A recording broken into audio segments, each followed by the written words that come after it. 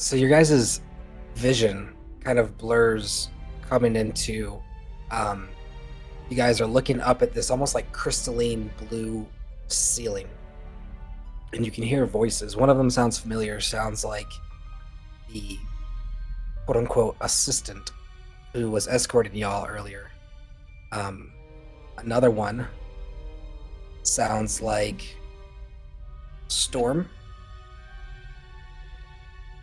who was Oriana's teacher. And there's two other voices present. One unknown, but the other sounds like a familiar voice that you'd probably have to think about it to recall. You only met her one time. Is it Kalu? It does sound like Kalu, yes. And does anyone else remember who Kalu is? Good job. No.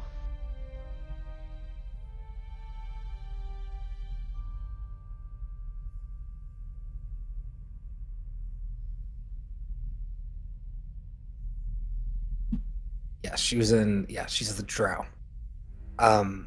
You guys' vision is still very, it almost feels like you got hit in the head.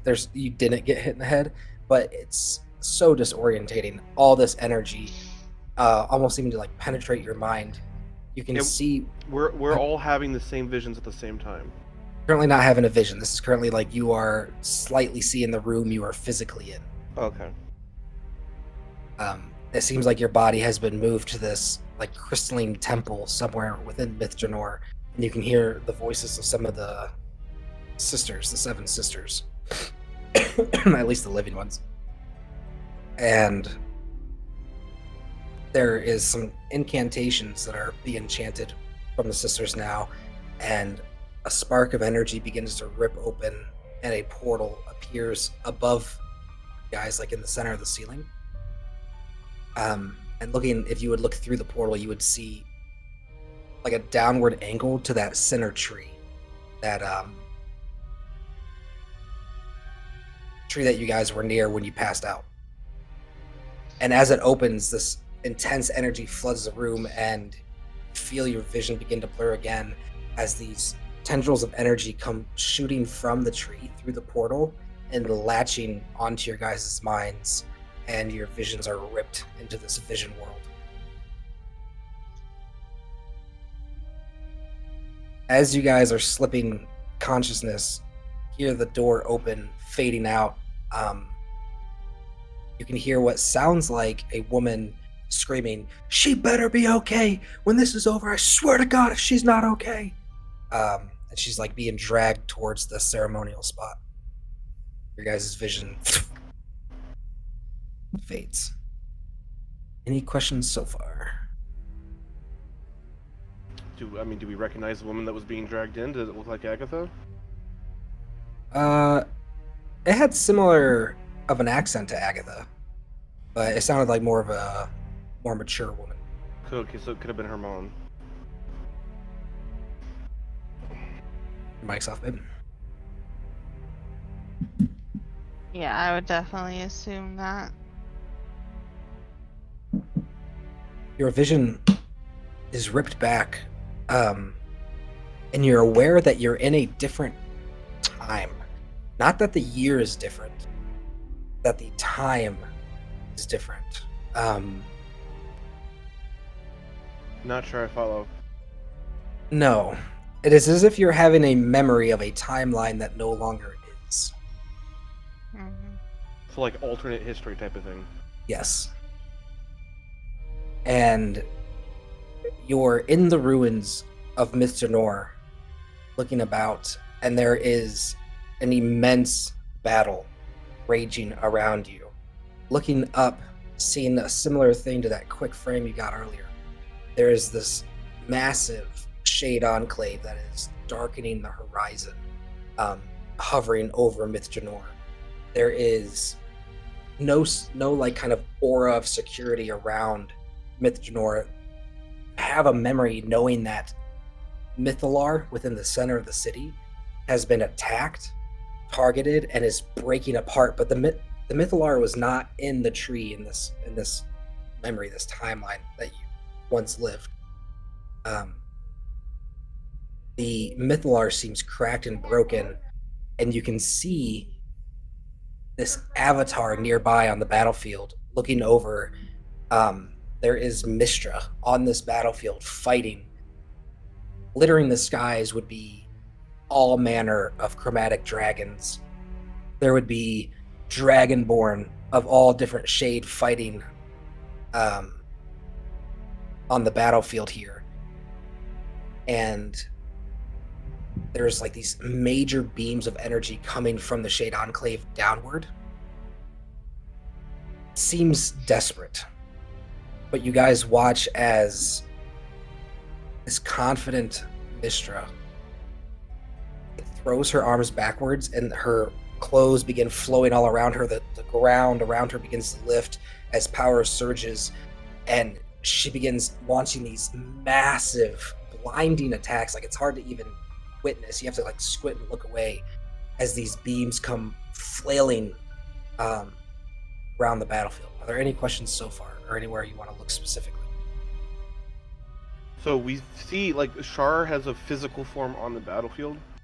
Currently watching Mistra on the battlefield. Mistra. Okay. In physical form, yes. Does she seem to be, like, is she, like, blending in with everyone else, or does she, like, she's, like, a massive presence on the field? She is a massive presence on the field. She seems to have quite a bit of power about her. What type of beings are fighting on both sides of the species? Yeah, great question. Looking around, there are tons of wizards, mages, sorcerers, warlocks, like magical wielding entities on both sides. You also, looking around, see what appears to be like a horde of angels, like a formation of angels flying through the air, colliding with, it's like worlds colliding, where you have these flying combatants, dragons versus celestials in the air, and the battle seems to be teetering from you guys losing to you guys winning. Or anything else anyone wants to look around at?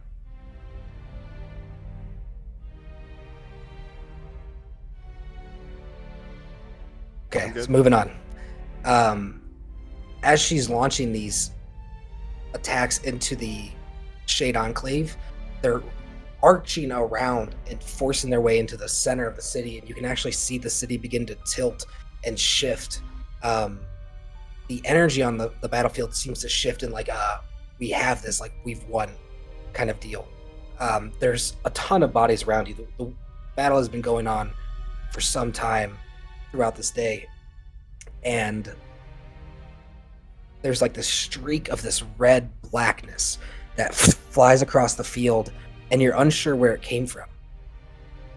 It like came from the ruins of Mitchanor, but it reaches out and strikes Mistra, and you watch as like instantly it pierces through her chest and rips out her back, and there's like almost like a, she splits into two, like an image of her comes out of her back, and it seems to be like an immense amount of power as everything about her seems to like wither and fade, and as she lurches forward, this immense energy having gone through. She seems very weak.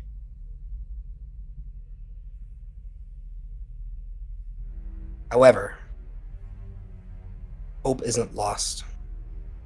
You guys hear an immense roar, and looking up in the sky once more, coming in behind the Shade Enclave, you see this massive platinum dragon flying through the air with this immense presence that saturates miles around him as he's coming in. These gold dragons at his left, or sorry, right, silver dragons at his left, gem dragons behind, flying towards to come down and rain hell on the enemy here. Again, having seen Mistra just fall, but then this wave of reinforcements, seeing Bahamut fly in to save the day, there's this energy of it's over. Like they can't come back from this. However, dread sets in as you see this immense level of energy come out from the Mythalar in the center of the Shade Enclave. It launches out into the sky in this massive radius as Bahamut and the other silver and gold dragons fly past. And you watch as this energy wraps around them. At the same time, seeing this, your peripheral is caught back to the area where that black magic came from, towards Mistra, and you can see this energy and these runic symbols forming in the air around this caster who's beginning to cast. But it's almost like that's secondhand. Like this is more in the moment. You're looking up, and you guys watch as this intense force brings the dragons downward, and they almost begin to like. It's like a epicenter of gravity, kind of, but they're like shrinking and shrinking magically as they get sucked down into this power, into the center of the Mythalar. And you watch as all the dragons that were coming as reinforcements disappear from the sky. The city is still drifting off to the ground on its way to fall. And you can see from behind you people who have just got done dealing with a bunch of undead and a bunch of creatures off to your guys' rear. This wave of elves comes forward, and seeing that the moment looks grim for them, this humanoid figure casting that spell unleashes this immense amount of energy, and you guys watch as everything kind of pauses and slowly begins to reverse, as if the wizard is controlling time and reversing the timeline back. However, when he's doing so, the dragons do not escape the Mythalar. Like the Mythalar within the Shade Enclave seems untouched by this magic that the wizard is reversing backwards in time. Seeing the fright and also the black magic where Mishra strike, it's not like that magic is coming out of her. But as everyone is seemingly affected, Mistra, untouched by this magic, stands up in her withered state, and you watch as she takes every ounce of her being and power and launches out into the sky a spell. And as she flings her hand upwards, you feel this, like, I don't know, it's gonna sound gross, but it's almost like your brain getting slurped out of a straw, like your conscience is sucked out of your body and flung outward into all sorts of different directions. And then everything goes black.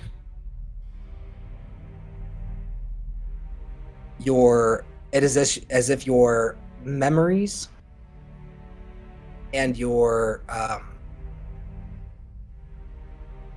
it is as if she cast you out of, how do I explain this? Like your consciousness, not your physical body, but your soul, essentially, being ripped away from you and sent off into the distance, kind of scattering them about.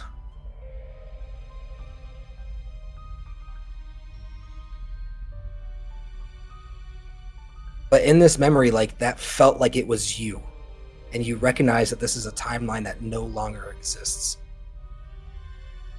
So why do we get to see this if it's not gonna happen or hasn't happened?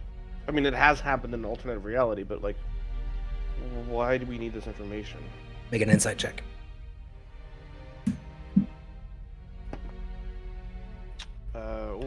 Lost my character sheet. 13 plus. Hang on. That's not my character sheet.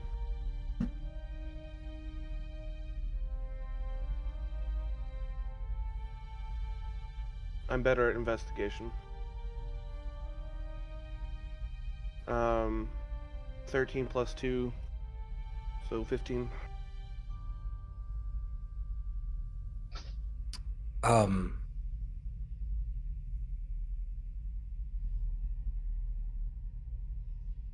This is a good question.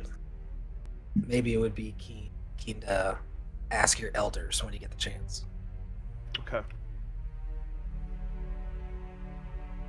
Does anyone else have any other questions before we move on?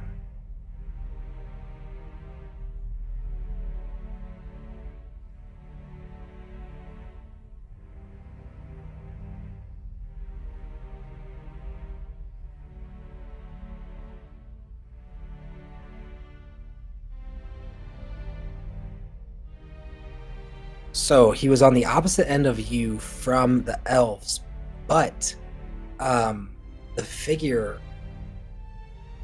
How about you make an insight check? I don't know how much I want to give you.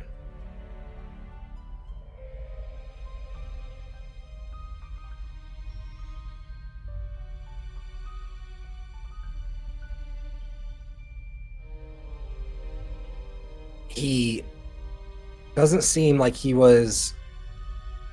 How do I put this? Like, you don't remember enemies being over there. You remember that being kind of a safer area. But whether he himself, how he got there, it's hard to tell.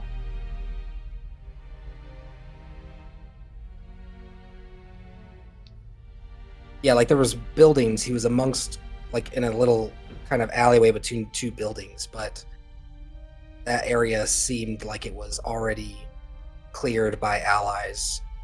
It would probably be a little surprising that an enemy was there. But who knows? He might have teleported in. It's a crazy world.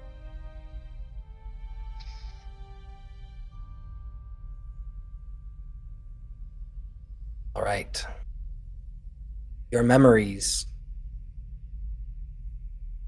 seem to come back to the current timeline. It's still you. The other memory was still real, but it just seems to have not happened here, if that makes sense, or yet, maybe would be a better way to put it. And your memories, let's go through here.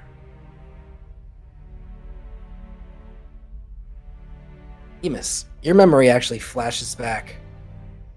You are sitting there crying with a little baby boy. And you're pulling on Mikhail's tunic. And you know that she has to go, but little you just doesn't understand. How do you remember this memory? What did you say to her? This doesn't sound right because Mikhail and I played a lot while we were in school. Well, I was in school. Yeah. Okay. Re-ask the question again then, please? Yeah. You are a little boy. You're crying. You're a little older. You've been at the school for some time now. Okay. But you're crying like you're a little baby boy. And you know that Mikhail has to leave for some reason, and she's kind of being a little vague about it to you. This is a memory that was taken by Martrill. In this memory, what do you say to Mikhail? I would say two things specifically. Through my tears, I'd be crying, "Please don't go. I don't have anyone else. I don't have any friends here. I can't do this without you. What they want me to do, it's too much." And she kneels down and she brushes your hair out of your face and she wipes your tear and she says, "Sweet baby boy, I wouldn't leave you if I didn't need to. But when you're older, you'll understand there are forces in this world far greater than us. When evil rises, good people must stand up and do something. I promise you'll always be in my heart. Anytime you need me, just try to reach out for me. I promise I'll do my best."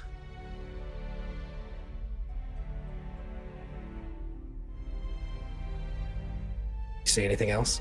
No. All right. Your memory pulls out of that room. You all seem to be kind of having a shared conscious right now. Like you're seeing the memories of other people that you're experiencing this ritual with, even though those memories might not have necessarily involved you. It is as if your consciousnesses are kind of like mixed together in this moment. Emus, you have another memory, and it is of Martrill walking. And in this moment, you have fond memories of Martrill. He's Nico's teacher. There's nothing really odd about him. And he's actually walking next to your sister at the academy. What? And you have a memory that was taken from you. That your sister actually visited the academy on more than one occasion. Like it's like in the day, like everyone could see, kind of thing. No, though it was never really disclosed to you, like for what specific purposes. You know that Martrill had a keen interest in her, and he would definitely bring her. So it's kind of like a melding of like innocent you and what you know now. In that moment, you know that there was nothing sketchy about Martrill, but knowing what you know now, it seems like there's probably something fishy going on, and she at one time did attend your guys' school. For like a brief period. She was like visiting, and then for a brief period attended, and then disappeared. But all those memories were taken from you guys. What was my... Did I ever get to interact with her? Yeah, you guys played like as kids. It was actually you, your sister, and Varys played quite a bit as kids. You remember Martrill having a keen interest on Varys as well. Okay. Andrew, you have a memory of being back. It's a long day back at the academy. You guys have been playing all day. Your fur smelt wet because you were swimming down in the bay for a little bit, getting out that rare, young, spunky bugbear energy that dissipates rapidly with maturity. And as you're laying there, you hear, it sounds like, no, let go of me. From inside that, I don't remember if you remember, but in that cove, there was like that little room that had that walkway that led down to the swimming area. Anyway, you're in that kind of like little shack area underneath the cove, and on the walkway outside the door, you can hear a female voice say, no, let go of me. And young you peeks up looking through the window, and you can see Emus's sister being dragged by the hand, and there's something that Martrill does. It's a very quick incantation, but suddenly her resisting stops and her hands droop down to her side, and she becomes very compliant. What did you do in this memory? Do you remember what you did right after saying that?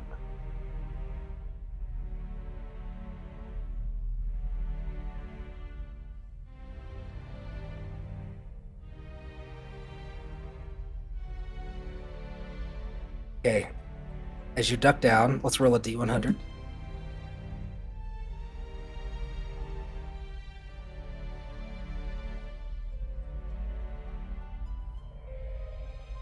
Oh, okay. You duck down, and it seems for a moment there's just silence. You hear Martrill say, "Don't worry. One day I won't need to waste these magics on you. As compliant as the rest of them." Seems to be wiping something off with a cloth and sticking it in his pouch. Comes forward, and you hear his hand touch the knob of the door, and the knob begins to turn. What do you do?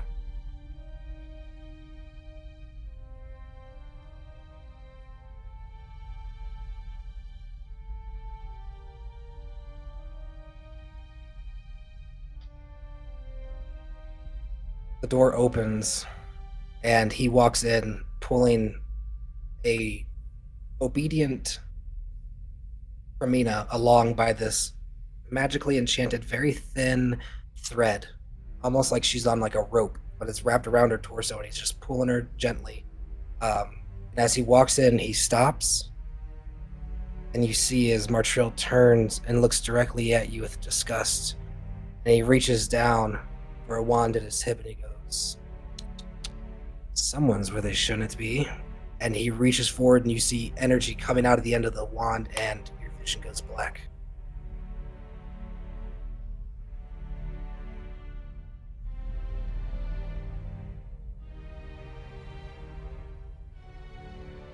Calamithy.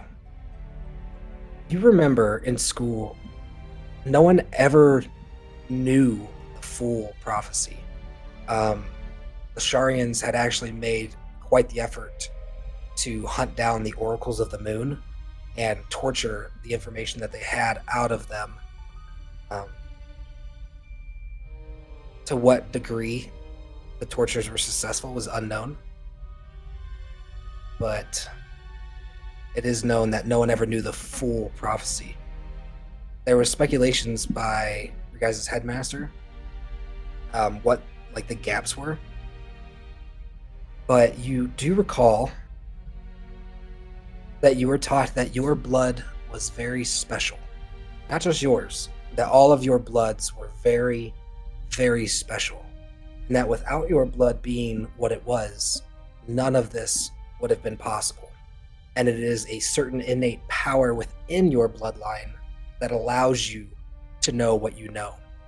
And in this time as a child, you remember having dreams on occasion of these visions that you've had in the past, these and even adventure before that. There's a whole timeline that you existed that no longer exists, one where you went up against the Sharians, and in that timeline you don't recall any connection, by the way, to like they had dragons and stuff on their side, because later in the timeline you guys hold on. How to phrase this? Gar distracted me and it threw me off. So there was dragons on their side, but there was never any mention of like Tiamat or even like Archon the Cruel doesn't seem to raise that much of a memory in the old timeline. So there are differences between this current timeline and the previous one.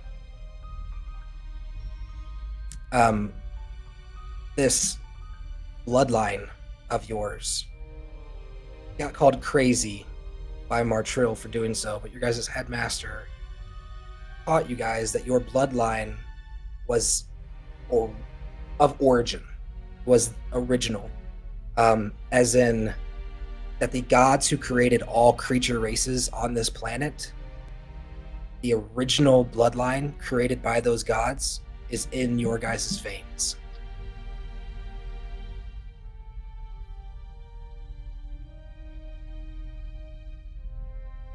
Yeah, as in like it, like the very first created, because deities make multiples of what they create, but the very first one he taught you guys, they put their most love and intention and care into. And those races he taught you guys had a certain innate power about them that set them apart from the races that the other after the original bloodlines, like the races that were created after the original one.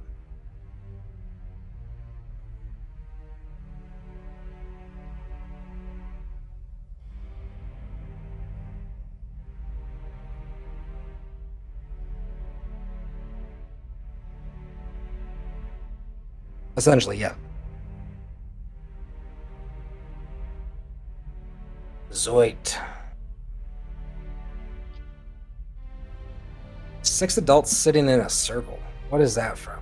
6 adults sitting in a circle. That was early on a memory that flashed through my head.